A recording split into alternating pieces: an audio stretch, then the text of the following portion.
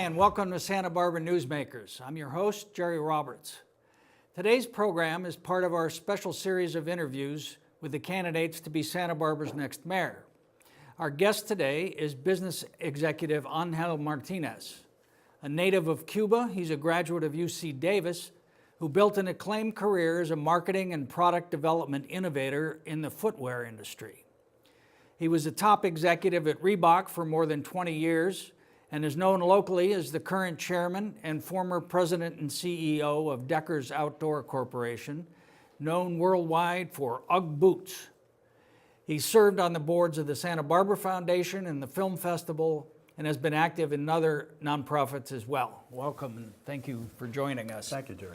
I want to start with a little bit of personal background. You emigrated from Cuba in 1958. That's correct. How old were you then? I was 3. And your family was fleeing Castro's No, takeover? my mother and father, sister and brother never left Cuba. Oh, really? So yeah, this is before the revolution. So I came to the U.S. With my grandmother's sister and her husband. And Pilar and Albert O'Neill, Irish Cubans. And moved to The Bronx. New York? The Bronx, New York, yes. And that's where you grew up? Until I was 13. And the original idea was for me to get an education in the U.S. and then go back to Cuba over the summers. My father and mother would come up here. And in those days, it was $65 to fly from Havana to New York. So it wasn't a big deal. But we got to New York in July of 58, and January 1st, 59, Fidel rolled into Havana. Right. So you haven't been back? Or I did go back in 94. It was a special mission with the Catholic Church, and we provided shoes to 8,000 kids. And that's the only time I've been back. And when did you come to Santa Barbara? Almost 15 years ago. So. And where do you live? You have a place or had a place in Hope Ranch? I did, yeah, we did. I think you're building a place in Ojai? We're building a little retreat place in Ojai. I like heat. So where do you actually live? I live on Canyon Perdido on Garden Street, yeah, right downtown. But you've never voted in Santa Barbara? No, because I haven't lived here during an election.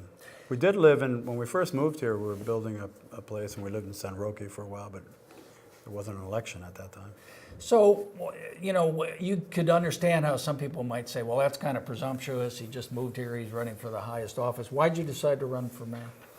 Well, first of all, I consider Santa Barbara's influence beyond just the city of Santa Barbara. This is the sort of jewel of the South Coast. You haven't talked to as many cranky old people as I am. And, basically this is a city that, in my mind, is void of leadership and new thinking. And I think we have a variety of issues and problems that require a different tack, different approach. And I think that solutions to these problems are not just Santa Barbara's problems, they are regional problems. So there has to be a lot of collaboration between Goleta, between Carpinteria, between Buellton, between Lompoc, and Goleta. So these are the things that I think require leadership, different kind of leadership. There's some confusion about your political registration. As I understand it, you were a long-time Democrat. Now you're declined to state. Correct. You were briefly a member of the American Independent Party. Yeah, How did that happen? That's an honest mistake. I mean, since I hadn't changed affiliations like that, you figure independent means independent. Actually, independent means George Wallace. Yeah, exactly. But that was a lot of people have made that mistake. By the way, they benefited from that. And I've seen you describe yourself as an Eisenhower Republican. That's correct. What does that mean? Well, I'm fiscally conservative, and I'm socially progressive. Always been that. And I venture to say that a lot of the people I've met sort of agree with that perspective, but that's a dinosaur today, this Eisenhower Republican idea. I'm also a beneficiary of Johnson's Great Society. My guardians were elderly people. He was disabled. She had health problems as well. I often felt like I was taking care of them more than they were taking care of me growing up. And so, and there were tough times. The most my guardian ever earned was $40 a week. And So you benefited from government. rent was programs. $75 a month. You know, and so if it hadn't been for those big cheese blocks that the city of New York gave out, Remember the cheese you blocks. know, that would have been tough. But the Republicans don't see you as a Republican. They've called you a wolf in sheep's clothing, or some of them have when you, I guess, talk to the Republican Central Committee. Do you consider that you have those values, which they say you do not have, conservative values? Well, I defy anyone to say I don't have conservative values. I mean, the last time I checked, it used to be a good thing for a business person to want to step in, if you were a Republican, to want to step in and help with governance, with local governance. Until Trump, you could see Oh, how yeah, people would be leery of that. You would think, and I am too, by the way. But my values are, I think, at the core of American values. They're about opportunity. And I am, part of the reason that I'm no longer in the Democratic Party is I felt we started moving far too left. And I believe that the right has moved far too right. And I think America is smack in the middle: logic, reason in government, common sense. You contributed to Hillary Clinton's campaign. Mm-hmm. Do you consider that her positioning as a kind of moderate centrist Democrat was the correct place to be on the political spectrum? What, with hindsight?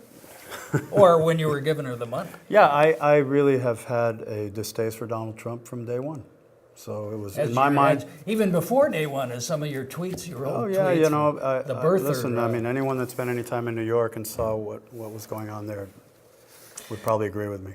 So the rationale for your candidacy, if I could just characterize it, basically you would bring your considerable management experience and leadership in business to City Hall. But we talked about this a little, but there's been criticism of your management of Deckers, and I know you can't comment on that, but I just, for the record, that there has been, and there's some shareholder unhappiness. Why aren't you able to talk about that? Well, it's just pragmatic protection of the company. The company does the talking. I don't do the talking. I'm retired from the company. If you have a question about that, you really need to talk to the company. The issues are with the company. It's, my tenure at Deckers, we grew from a little over $200 million to $1.7 billion. We went from 140 employees to over 4,000, 500 of them local. So, we grew the UGG brand from right around $100 million to $1.5 billion. So, I think that I'll take my track record up against anybody. But as chair of the board, to what extent are you still involved? I've Deckers? been chairman of the board, which is sort of an administrative function. I don't run the company. But well paid. I'm not involved. Yeah, well, that's the standard pay for chairs. I'm not involved in the day-to-day management and have not been since June of 16. Okay. Let's talk about how you would bring your skills to bear in some issues. A friend of ours, Randy Alcorn, wrote an op-ed at Newshawk a couple weeks ago. He says, there is no housing crisis in Santa Barbara, and there is no shortage of affordable housing. What there is are too many people who want to live here for a price they can afford. And there are the forces of greed, all too eager to profit by building a few affordable units, along with many more market rate units. Do we have a housing crisis in Santa Barbara? I wouldn't call it a housing crisis. I read that article, and I agree. I agree with most of what he said in there. I think we have a shortage of workforce housing. I wouldn't call it a housing crisis. This is, I like to think of Santa Barbara as an island, in the sense that we have nowhere to go. Can't go up, can't go out in any direction. So the real estate that we have is precious. And what it requires is some careful planning, careful thinking about what are we going to do to have any kind of sustainable economic health for the people, for example, who work at Deckers or work at Sonos, to rent an apartment. And right now, we suffer from, I think what he said in the article, there will always be more people who want to live here than this place can accommodate. But that being said, what Santa Barbara also needs is a way of sustaining the future. And we do have to have people who can live here, can find an apartment here, who will make $90,000 a year, let's say, and should be able to find a reasonable apartment for 1 or 2 bedroom apartment and earn that kind of money and pay rent. And City Hall's response to this has been the AUD program, average unit size density, aimed at producing rental housing, and it just kind of took off in terms of permits and so on. But what's been produced so far are $3,000 and up rents. Is that an effective program? Do you think that program's working? Would you continue it? Well, first of all, the program was supposed to be a test. It was supposed to be a test. I think there were supposed to be 300 permits issued. To date, I believe there have been about 1,500 permits issued before we ever saw the results of the test. And the test was largely to determine whether or not it would work to provide quote-unquote affordable housing, which I think is a misnomer. I mean, the market sets what is affordable. We also have in this city, as an aside, the Santa Barbara Housing Authority, which is a quasi-government agency. The city is not a funder of that. And they do great work. They provide housing for working families. Those are people who would, in many other situations, probably not be able to live here or live in very, very bad conditions. But that said, we need to understand, what does AUD actually mean? Does it mean that you put this program into neighborhoods, or do you put it in the core of downtown? And does it require? So one of the things we always do in this town is everything is built around an old model that every time you build a unit, you have to have parking. Well, if you talk to millennials today, and the kind of people who want to, say, work at entry-level jobs in companies like Deckers, what they'll tell you is, if we could live downtown, where we have access to restaurants and entertainment and stores and energy, and if there was an apartment facility that had no parking, the people who want parking wouldn't rent there. The people who don't want parking would rent there. You can have a bicycle, a Vespa, Lyft, Uber. There's a variety of ways, or walk. So you think the AUD is too backward looking? I think so. I think it needs to look forward. I think we need to understand, what is the actual housing expectation. What do you think is a reasonable rent for a person like you describe, an entry-level job?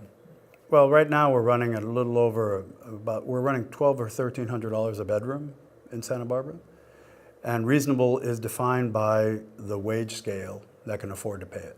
So reasonable in Manhattan, is much higher than in most places. 1,500, 2,000. That seems a little steep to me, but if someone's earning the salary, then they can afford that. My big concern are with people who, let's say, have been in this town I've talked to people who've been here 3, 4, 5 generations. And matter of fact, I spoke to a woman early on in this campaign who said, my family's been here for 9 generations, Latino woman. And she said, this is the first time I don't believe that my kids are going to be able to stay here. A, the housing, and B, the wages. We talked about the AUD. Let's talk about the ADU, the accessory dwelling units. The state is requiring cities to have so-called granny units. We really have no choice but to do this. Correct. Around the edges. What would you do as mayor to ensure that they don't overwhelm neighborhoods? Well, I think, first of all, we start with the existing units, number one. In other words, where is there an existing granny unit or mother-in-law unit as part of the property already? And there are going to be people who want to take that unit, fix it up. Maybe it doesn't have a bathroom, they want to add a bathroom. And that's step one. Secondly, we have to look at, is that unit now going to require additional parking? In other words, a lot of those granny units, because they're not rented out, don't require that extra parking space. So we have to understand, is this going to create the kind of congestion in a neighborhood that's going to be deleterious to the quality of life in that neighborhood? And B, do you have a unit like that? Let's say it's a 1-bedroom and a living room or something, and how many people are going to live in that unit? So you're going to have 6 people in there, or you're going to have 2 people in there? So I think those are all serious considerations for the quality of life in Santa Barbara, working around this requirement now that we have to allow people to develop these units. The last question on housing. There's been a lot of controversy about vacation rentals, people renting out their own home. You've been very critical of that program. Why? Well, not critical of the ability to rent. Of the city's crackdown. Yeah, because first of all, they've never been clear. They were not clear as to what are the rules, number one. Number two, the original expectation was that you would be able to do this in the hotel zones, let's just say. So there was a map which detailed all of the approved areas, and they were in the hotel zone. If you buy a house or an apartment or rather a condo in the hotel zone, you know when you buy it that you're going to be surrounded by hotels and tourism and whatever. And I believe that people should be allowed, if they live in a hotel zone, to, paying the appropriate fee, getting the appropriate license, they should be able to rent out their unit. When you get outside the hotel zone, that's where I don't want, say you buy a house in San Roque, you pay $2 million, and suddenly the house next door to you is Bachelor Party Central. Right. Well, you didn't sign up for that when you bought that house in San Roque. I think that's an unfair thing to do. So what about if you just rent a room out in your house?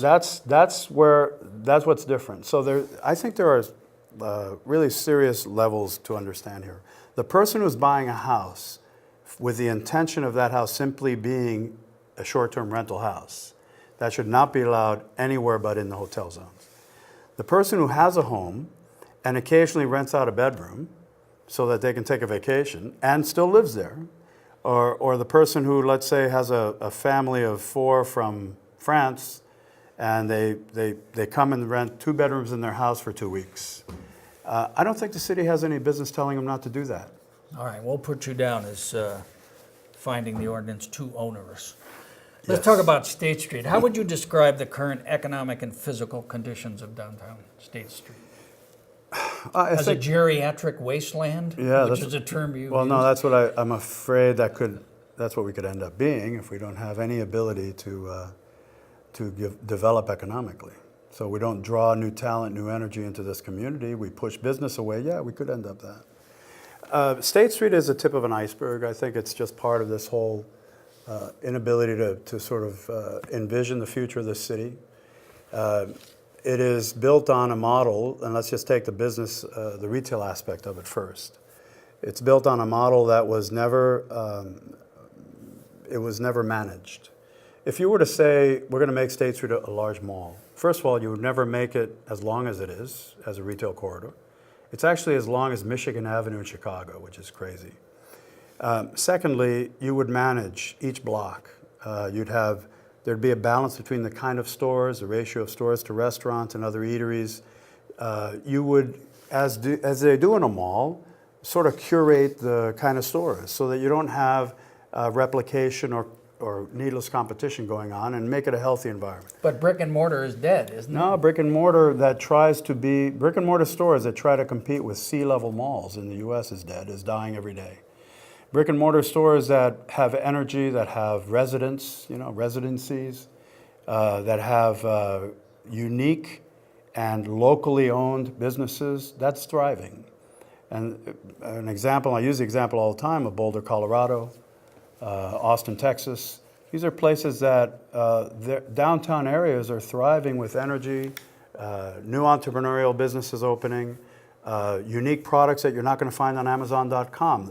What's dead is the idea of trying to compete with Amazon.com for lowest price and best assortment. What's dead is the idea of having a retail store also function as a warehouse.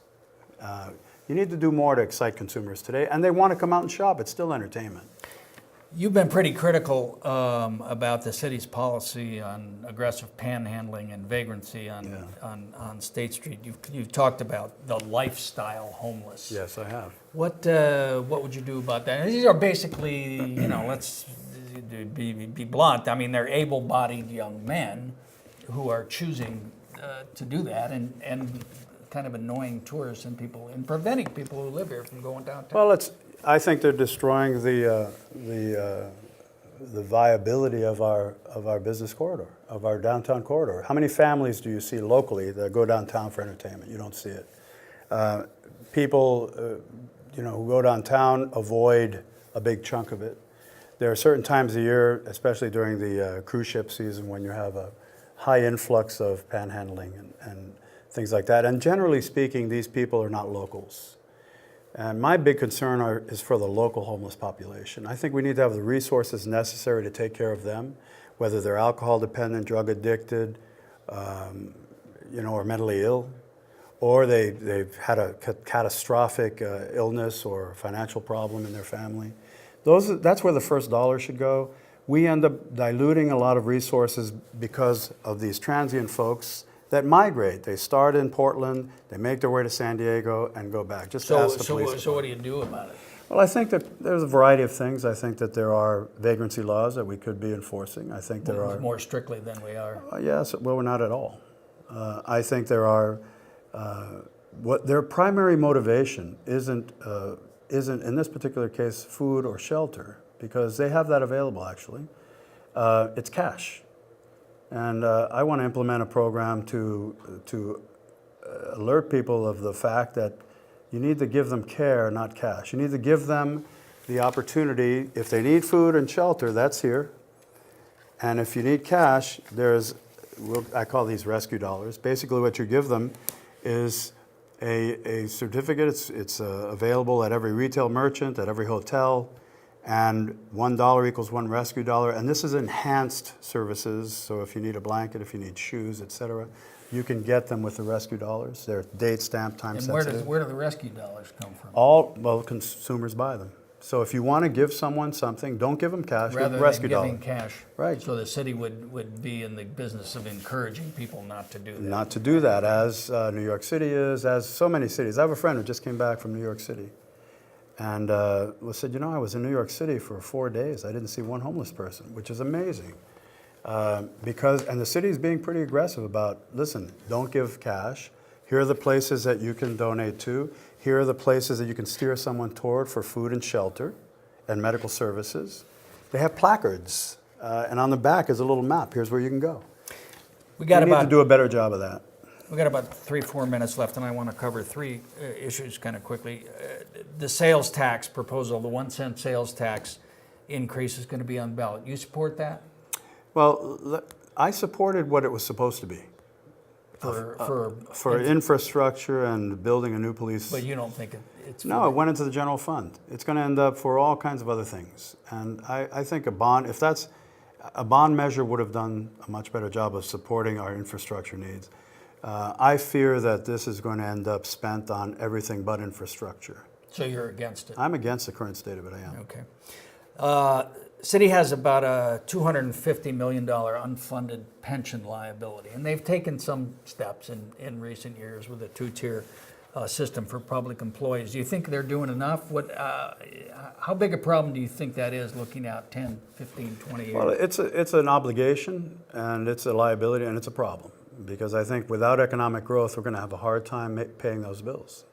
So the only way to meet those obligations, other than tax increases and tax revenue, is generate a much bigger tax base, generate a lot more tax revenue from business, unless people want to see their taxes increase significantly. So you combine that with unfunded infrastructure liability, which is also a serious problem for us, and we run into a pretty stiff headwind that I don't really see how we can continue the path we're on and solve that potential problem.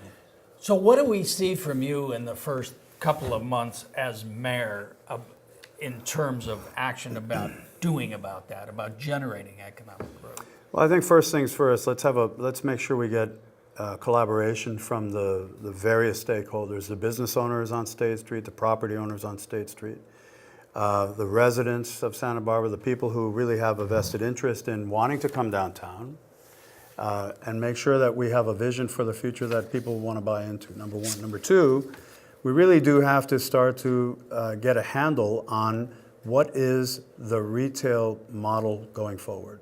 How do we make sure that when people come to Santa Barbara, they have a positive experience? How do we make sure that when we have stores on State Street that we see more people carrying shopping bags rather than just sipping a latte? And I think that is going to be an intense conversation. It's going to involve a lot of people, and it will generate a lot of great ideas. We have to now sort through the best ideas and immediately get moving on this. What should we do with Macy's? The Macy's building. You know, that's a great opportunity. I would envision something that, for example, I don't know if you've been to the Ferry Building in San Francisco. I would envision the bottom floor of that building being that kind of a marketplace with A lot of restaurants and restaurants and a butcher and bookstores and this kind of thing. And then the other stories would be housing. It could be apartments. Again, they probably wouldn't have a parking space, but I think you'd rent them in about 3 hours. Okay. All right. And they'd be small, it's 800 square feet. Immigration. There's a Senate Bill 54, sponsored by the state Senate leader Kevin De Leon, that would extend to the state many of the protections that already exist in so-called sanctuary cities. We'd be a sanctuary state. Sheriff Bill Brown has been strongly against this, saying we're going to be protecting criminals. Do you support that bill? I agree with Bill Brown. I think that protecting criminals is the opposite of what we should be doing. I want to protect families, though. You know, people who have been here 20 years end up with a parking infraction and then end up at risk of being deported.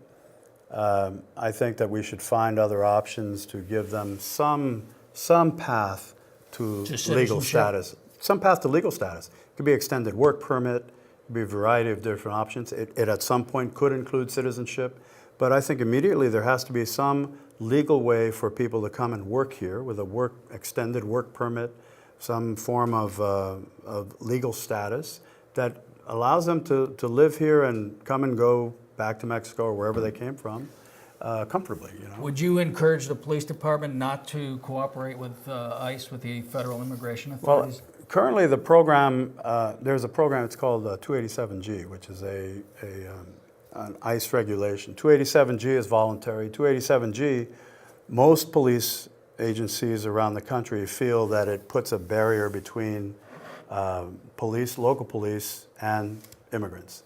Because what it does is it deputizes the local police to be the arm of ICE. I'm not in favor of that. I think it creates a lot of havoc, especially in a community like Santa Barbara.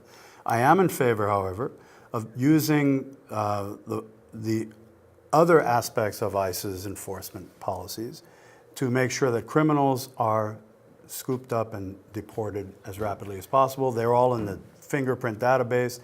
I'm in favor of the city of Santa Barbara participating in that database and letting ICE know when we have a criminal and when that person is in our custody, when they're going to be released, go pick them up. All right, thank you. Well, thanks very much to our guest. Thank you very much, Angel Martinez, and we hope you'll come back and talk to us again during the campaign. There's a big pledge. That's a confirmation.